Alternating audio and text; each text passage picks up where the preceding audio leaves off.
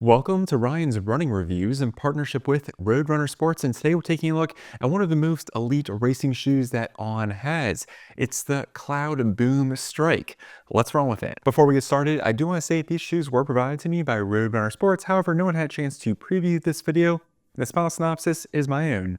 I'd also like to say please leave a like on the video and consider subscribing. Here we go. The On Cloudboom Strike is one of On's top tier super elite racing shoes intended for race day all the way up to the full marathon.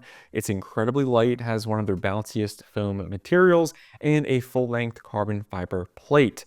As a fun fact, there's also the Cloudboom Strike LS. That LS stands for light spray. So basically they have a version of the shoe where the midsole is the same. However, the upper has their spray-on element. It's really cool and unique if you haven't seen it before. I'll put a picture or a video on the screen so you can see exactly what I'm talking about. They had a demo at the running event at the end of 2024, so I got to see it in person, and it is quite unbelievable. It basically makes the shoe even lighter than it already is because the upper is just this very kind of fine sprayed on material. I didn't get a chance to try it on just because they didn't have my my size available, but got to kind of feel it in hand and just check it out, and it is super unique. However, that edition I think is going to be super limited and rather expensive, and the more widely available edition, the one here in our hand, has the more conventional race day upper to it. So that's the one we're going to review today. This shoe costs $280, which is expensive, but it's also in line with the rest of the top tier super race day shoes. As far as the stack height goes, we have 39.5 millimeters in the heel, just below that limit of 40 to make this a race legal shoe, and then 35.5 in the forefoot for a relatively low 4 millimeter drop. As far as the weight goes, it is super light, 7.72 ounces. Not the lightest racing shoe out there, but light nonetheless. This thing feels like an absolute feather, and pretty much when you put this thing on, it feels like you're wearing nothing. It's also quite surprising that the light spray version with the super minimal upper weighs even less than this, which is kind of hard to believe considering how light the original version already feels. Moving on to the upper, it does fit true to size. However, I do want to point out that there is a decent amount of volume to this upper. It's fairly accommodating. For whatever reason, on most of their running shoes gives the upper a ton of room to them, and I feel like for a racing shoe, this thing has plenty of room in it, especially through the midfoot and toe box. I kind of like it. It gives my toes a little bit more room. However, if you like a more snug fit on your racing shoes, you might want to go down maybe half a size just to get again, a more snug fit. But otherwise, for me, I do kind of appreciate that extra volume. I was actually really surprised by this one thing after trying the Cloudboom Strike, and it's the fact that the upper is actually not that breathable. It's incredibly thin, just one piece of this kind of more synthetic mesh, kind of has a plasticky feel to it. It's rather kind of supportive. It doesn't have a super fabric-like feel to it. However, the airflow was not what I expected. It's actually not the most breathable material that I've ever used, especially on a super race day shoe. I think that's partially because you have all these very tiny holes, except these tiny holes don't allow for a great deal of airflow.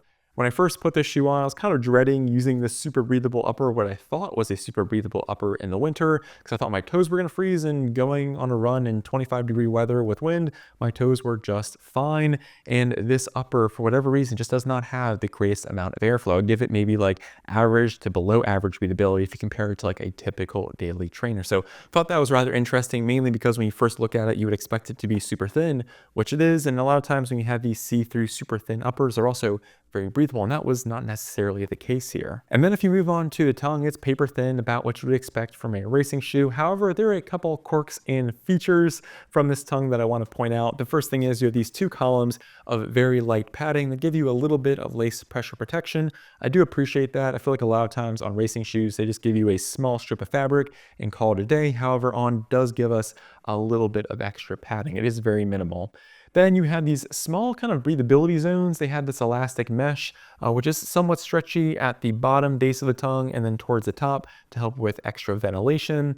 And then finally, the tongue is actually stitched directly to the sides of the upper. On the lateral side, it's a little bit higher, and on the medial side, it's a bit lower, which kind of keeps it from moving around. I do like that. Overall, I am quite happy with this tongue. It does a good job of staying in place and giving you enough protection, as well as being wide enough, doesn't fold over or anything like that. Funny enough, the shoe was laced all the way to the very last section right out the box, And the laces themselves are actually unique because they have this slightly rubberized texture, which gives them some additional grip. They are super long, so just be aware of that. I think that's an easy thing to fix, but they did give us a ton of laces. So I'm not sure if they kind of laced them all the way up to try to make the laces a little bit shorter, but also I think part of the reason they laced them all the way to the very top is that the heel counter is rather minimal. It has a lot of flex to it. There is a kind of a plastic spine at the back, and you have these two kind of foam blocks, which give you a little bit of cushioning, help slightly with the lockdown. It is kind of tricky to get everything situated perfectly. I don't necessarily love the heel counter. Once you get everything set up just right, it does work, but you do have to take advantage of the entire lacing system and make sure your foot sits just so right in the shoe. And then if we want to talk about the midsole, it's Helion HF, which stands for Hyperfoam. It's a PEBA blended foam compound, a ton of energy return, super bouncy. It's a more dense, bouncy foam, if that makes sense. But the trick this shoe has is, if you take a look on the outside, it looks like a more minimally cushioned shoe, just because, especially in the forefoot, it's rather kind of small, if you will, when you compare it to other racing shoes. And that's because the insert or drop-in insert here is massive. This thing is also kind of part of the midsole. There is no regular traditional kind of ortholite insert. It's a massive chunk of foam, especially in the forefoot, kind of has this swoop shape to it. It's also Helion HF. You really do notice it in the forefoot, incredibly bouncy. One thing I do want to point out about this insert is, if you look at the forefoot section, they kind of added this fabric textured pad, which helps the sock grip this large drop-in insert. However, I do wish they maybe extended it all the way to the heel, as on some turns, my sock kind of slid along this very kind of smooth and slippery foam, especially when my sock got wet. You just have a little bit too much sliding. Wasn't an issue in the forefoot. I think the heel counter was a little bit too wide, so you kind of combine those things, and you have a little bit of sliding here. I think Honore knows that because they added that textured forefoot pad section. But nonetheless, this Helion HF foam, which is both the drop-in insert and the midsole, which you can see from the outside, has a ton of spring and bounce to it. And because it is a 4mm drop, you're going to get a ton of cushioning in the forefoot, and you definitely notice it when toeing off. This kind of drop-in insert, which sits right below your foot, is incredibly energetic. It just kind of provides a fun sensation. Right below this drop-in insert is their speed board, which is kind of more commonly known on most racing shoes as a carbon fiber plate. You can see it here, which is actually kind of unique. It just sits right below that drop-in insert, provides that rigidity, and swoops a little bit closer to the ground in this kind of race day implementation. Super stiff, helps kind of provide some stability to the soft midsole, and helps kind of propel you forward, which is the reason all race day shoes include them. Because you have this large drop-in insert, it creates a unique feeling when you first put on the shoe. Did not create an issue or any pain for me. It just feels very different. Now, what I mean by that is, when you put your foot into the shoe, you can tell that the upper and the drop-in insert are separate and they're not necessarily connected by anything. It didn't cause any pain, just feels rather strange.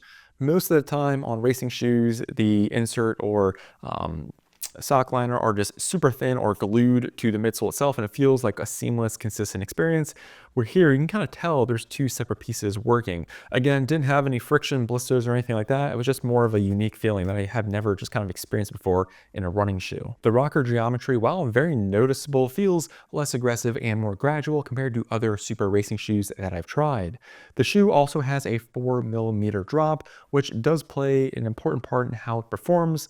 My best kind of feeling for this, it kind of lends itself more towards mid to forefoot strikers and isn't the most stable super shoe around, which makes sense. You kind of pair a super bouncy foam in here and give it a max stack height, it won't be rather stable, and that makes sense because you also have a rather narrow heel section.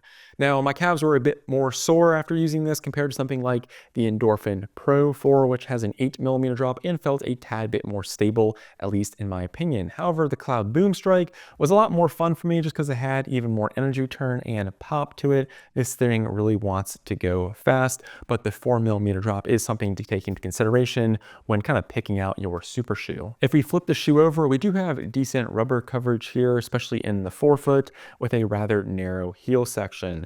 Down the center, you have this large cutout or cavity, which I do think allows the foam to expand a bit more just because it isn't as contained, which makes the shoe feel even softer and bouncier. Now, I do want to say that when making some tight turns on top of kind of the insert being a little bit more slick at the back, this thing was a little precarious on tight turns. Did fine on straightaways and you're making more gradual turns, but if I made a quick, tight kind of cut, it was a little bit unsteady. Didn't have the most confidence in making that turn. Overall, the Cloudboom Strike I think really is a step up for On, and that's mainly because of the Helion HF. The PIBA-based foam has a ton of energy return to it, and with its low 4mm drop, you're going to have a lot more cushioning and bounce in that front part of the shoe, which you definitely notice. I would love to hear an explanation of why they have this drop-in insert or what the plan is for it in the future, because it is super unique, especially in this high-end category. It was a little precarious on tight turns, not the most stable super shoe out there, but you do have a ton of squish and bounce here, which I do love.